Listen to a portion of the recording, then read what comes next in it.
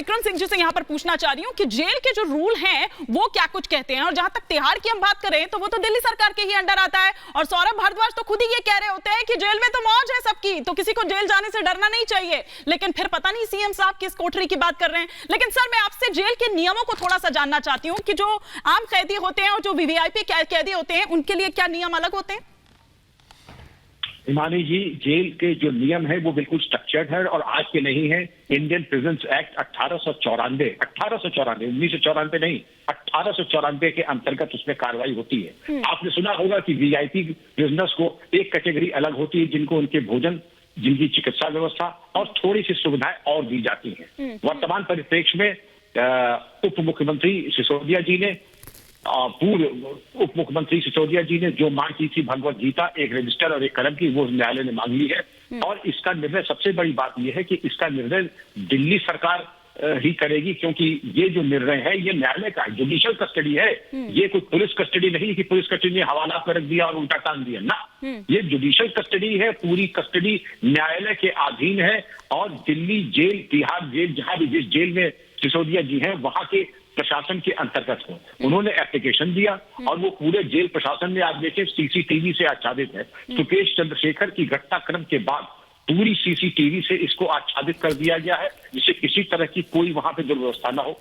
और A category, B category की जो बात है, इसका भी निर्णय जेल नहीं करेगा, इसका भी निर्णय न्यायालय करेगी, न कि जेल स्टाफ करेगा कि ए में रहेंगे या बी में रहेंगे। ठीक है, ठीक है।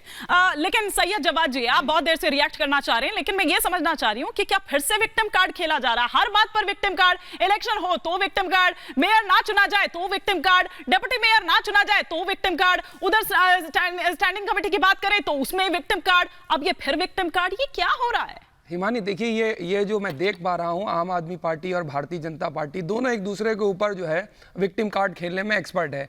जो दिल्ली के मुख्यमंत्री, आपको याद होगा, वो पहले पोतड़े निकालते थे, पन्ने निकालते थे और वो सबको भ्रष्ट बताते थे, सबके बारे में कहते थे कि ये भी भ्रष्ट है, फलानी पार्टी वो भी भ्रष्ट है, सब कुछ भ्रष्ट है, और सबको सर्टिफिकेट देते घूमते थे और कहते थे कि हम सियासत बदलने आए। अब जब खुद सियासत के अंदर इन्हीं के मंत्रियों के ऊपर आरोप लग रहे हैं तो फिर ये अपने आप को सर्टिफिकेट दे रहे हैं कि नहीं नहीं नहीं, पॉलिटिकल तौर पे फंसाया जा रहा है। याद करिए, मनमोहन सिंह के ऊपर इन्होंने आरोप लगाए थे एक वक्त में, क्या निकला?